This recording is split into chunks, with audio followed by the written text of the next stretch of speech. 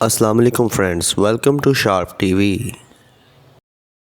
दोस्तों, तकरीबन 100 साल पहले अमेरिकन शहर न्यूयॉर्क में एक थिएटर होता था जिसका नाम विक्टोरिया थिएटर था। इस थिएटर में पूरे अमेरिका से आर्टिस्ट आके परफॉर्म किया करते थे, जिनमें मैजिशियन, म्यूजिशियन और अजीबोगरीब परफॉर्मेंसेस शामिल होती थी। ये थिएटर पूरे अमेरिका में काफ़ी मशहूर था, लेकिन एक परफॉर्मेंस ने इस थिएटर की पॉपुलैरिटी को बुलंदियों तक पहुंचा दिया। 1907 की गर्मियों में एक छोटी सी लड़की जिसका नाम सोबर सू था, विक्टोरिया थिएटर में परफॉर्म करने के लिए आई। लेकिन इसकी परफॉर्मेंस थी क्या? दरअसल इस लड़की को कोई हंसा नहीं सकता था। ये एक इंतहाई अजीब सी बात थी कि ये लड़की हंसती नहीं थी, चाहे कुछ भी हो जाए। शुरू में ऑडियंस में बैठे लोग स्टेज पे आते और इसको हंसाने की कोशिश करते, लेकिन इसके चेहरे पर जरा सी भी हंसी नहीं आती थी। आहिस्ता आहिस्ता सोबर सू का ये छोटा सा एक्ट पूरे अमेरिका में फेमस होना शुरू हो गया। अखबारों में इसके मुतालिक लिखा जाना शुरू हो गया। शुरू में सबको ये लगता था कि ये लड़की शायद देख नहीं सकती या सुन नहीं सकती, इसीलिए इसको पता ही नहीं चलता कि क्या हो रहा है और ये हंसती नहीं है।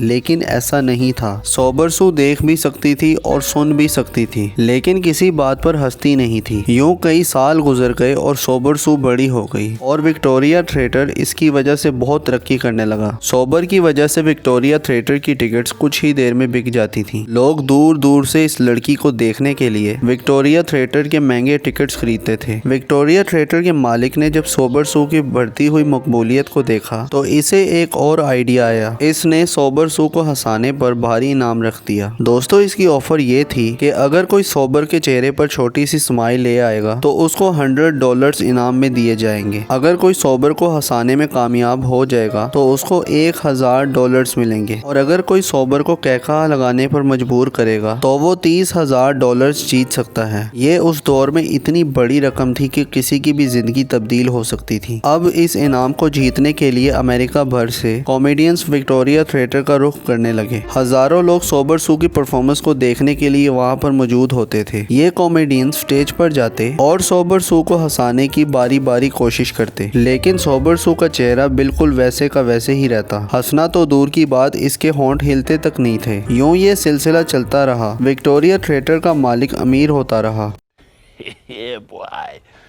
लेकिन सोबर सू को एक दफा भी हंसी नहीं आई। ये लड़की अमेरिका में काफी फेमस हो चुकी थी। सब हैरान थे कि आखिर इस लड़की के साथ मसला क्या है। और फिर एक दिन सोबर सू की हकीकत सबके सामने आ गई कि ये सब एक फ्रॉड था। दोस्तों, हकीकत ये थी कि सोबर सू का असल नाम सुसन कैली था और ये मोबियस सिंड्रोम नाम की कंडीशन का शिकार थी। ये एक ऐसी अनोखी कंडीशन होती है जिसमें इंसान के चिक्स यानी गाल पैरालाइज हो जाते हैं और इंसान हंस नहीं सकता। उस दौर में किसी ने इस कंडीशन के बारे में सोचा तक नहीं था। सोबर सू को कोई कुछ भी कह लेता, ये लड़की हंस नहीं सकती थी। विक्टोरिया थिएटर का मालिक विली हैमरस्टाइन इसको हर हफ्ता परफॉर्म करने के $20 देता था। इस पे फ्रॉड का केस दर्ज हुआ और सोबर सू की परफॉर्मेंस को रोक दिया गया। वो लड़की जो अमेरिका में मशहूर थी कि कोई इसको हंसा नहीं सकता, उसकी असलियत जानकर सब हैरान थे। सोबर सू उसके बाद कहाँ गई कोई नहीं जानता। दोस्तों, आप लोग मुझसे इंस्टाग्राम पर भी कनेक्ट कर सकते हैं, उसका लिंक नीचे डिस्क्रिप्शन में मौजूद है। वीडियो पसंद आई हो तो लाइक ज़रूर कर दें। ऐसे इंटरेस्टिंग वीडियो देखने के लिए इस चैनल को सब्सक्राइब कर लें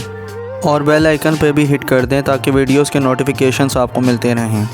अपना बहुत ज़्यादा ख्याल रखें। अल्लाह हाफिज़।